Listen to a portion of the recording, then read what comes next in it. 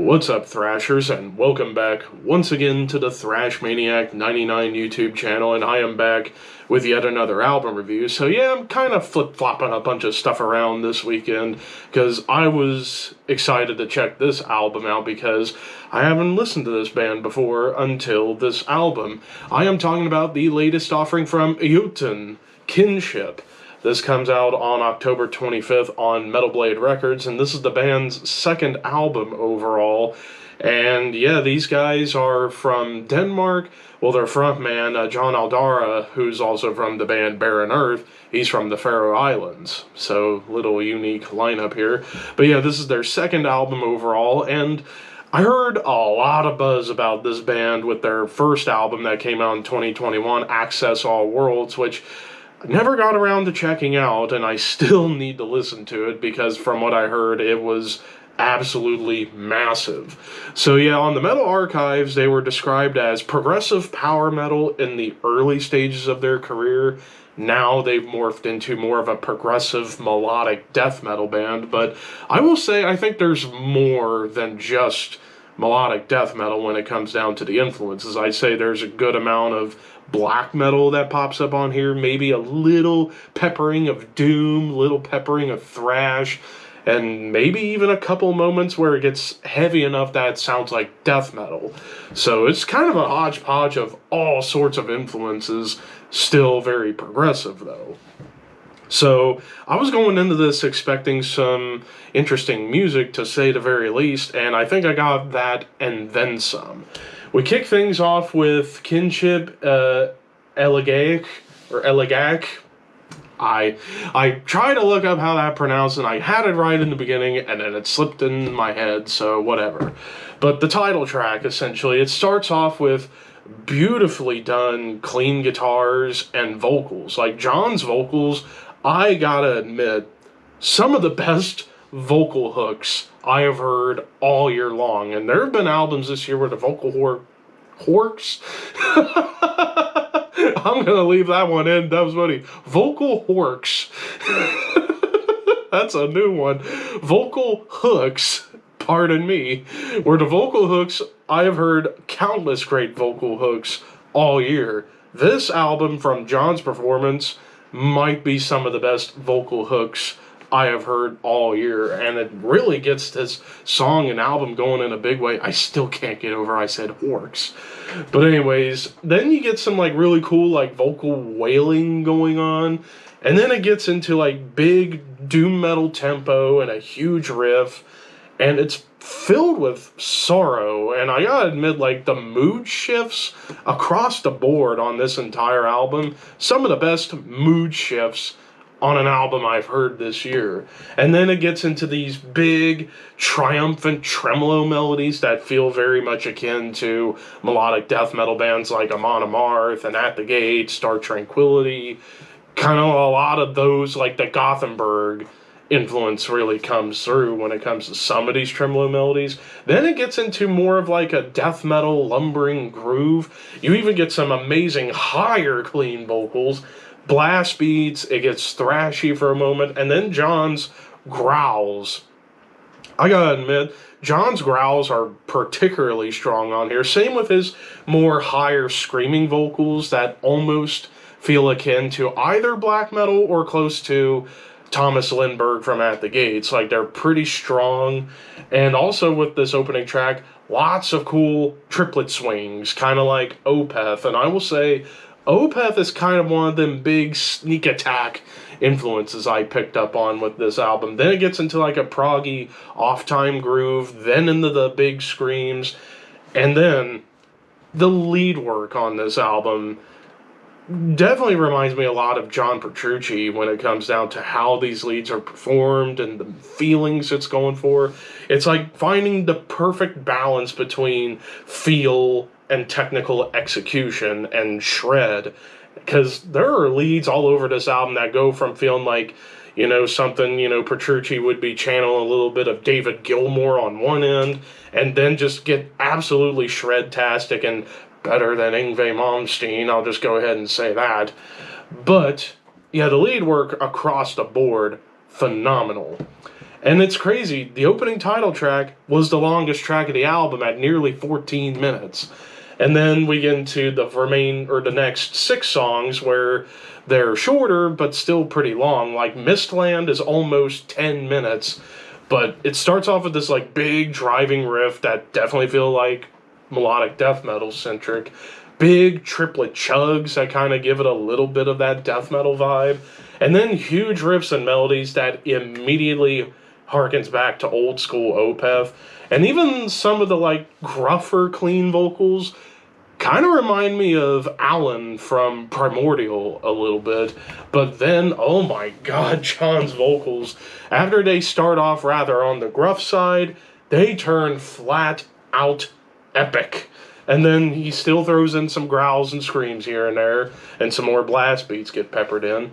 The song Twilight is interesting because the melody that starts this track off definitely it's kind of like they're reminding us a little bit that they used to have power metal influence in their earlier career. So it was like, yeah, we'll throw in a little power metal to you to remind you that, hey, we started off closer to a power metal band. And then it gets into these big double time rhythms and riffs that definitely felt like I'm on a Marv. And then Iron Maiden gallops. Like, whenever you hear these gallops, you're going to immediately think, these guys truly love Iron Maiden, and who doesn't love Iron Maiden? Let's be real here.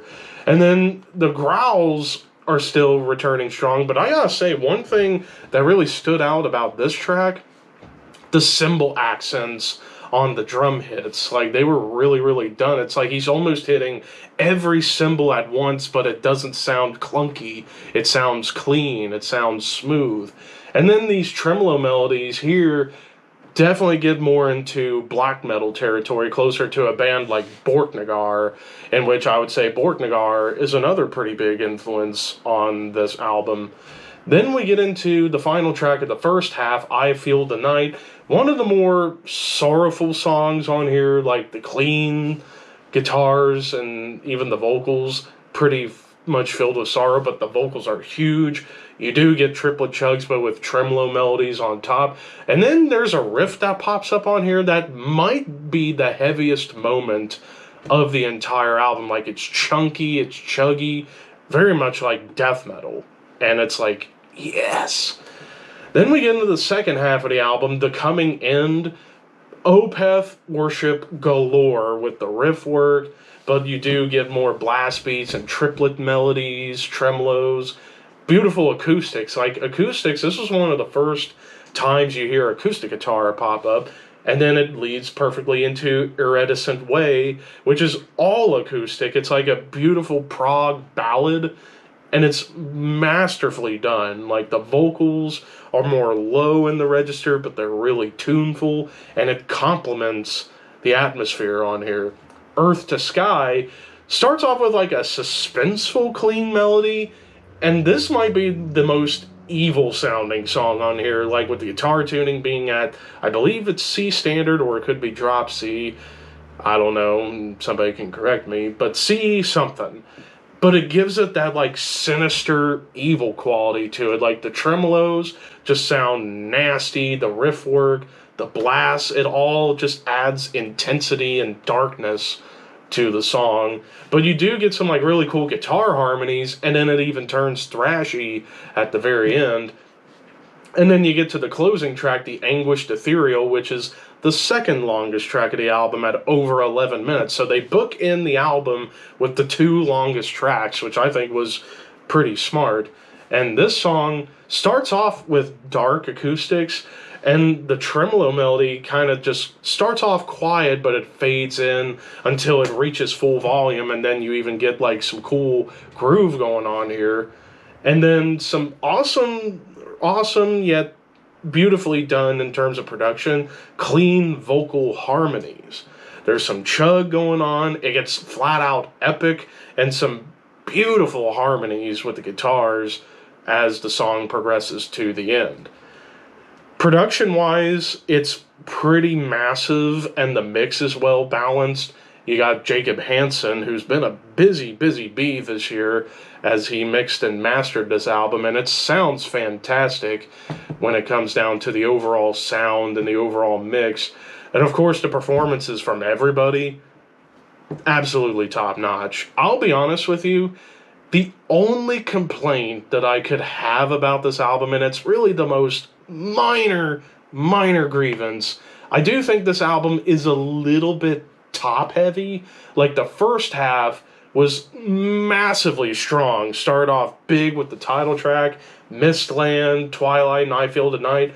All have a lot of difference within them, and it just made the first half really stand out. Second half is phenomenal too, but I didn't quite like the second half as much as I liked the first half, mainly because, I would say the Coming in a Reticent Way, those were the two big standouts in the second half, while Earth to Sky and The Anguished Ethereal were fantastic songs. They just didn't stand out as much to me as the rest of the album, even though I love those songs, maybe just personal preference kind of thing. But overall, this is yet another brilliant album to come out this year. This is going to be a guaranteed album of the year lister. I'm going to give this 4.5 out of 5. This is phenomenal prog, melodeath, whatever you want to call it, but it's prog, all things considered. And it's masterfully done, and yeah, it just continues to add to a big year for progressive metal in general, not just, in extreme metal, but in all of prog, because prog's this big, giant tree that has roots in so many different places. I would say if you are a fan of old Opeth, In Mourning, In Vain, Ne Obliviscaris, Borknagar, Enslaved, bands along those lines, like basically extreme prog metal, check this out. This is masterfully crafted, awesome stuff. But of course, those are just my opinions. What did you guys think? Let me know in the comments below, and don't forget to like, comment, share, subscribe, all that fun stuff. Thank you guys for watching. Keep your horns high and your dreams wet. Thank you for your patronage.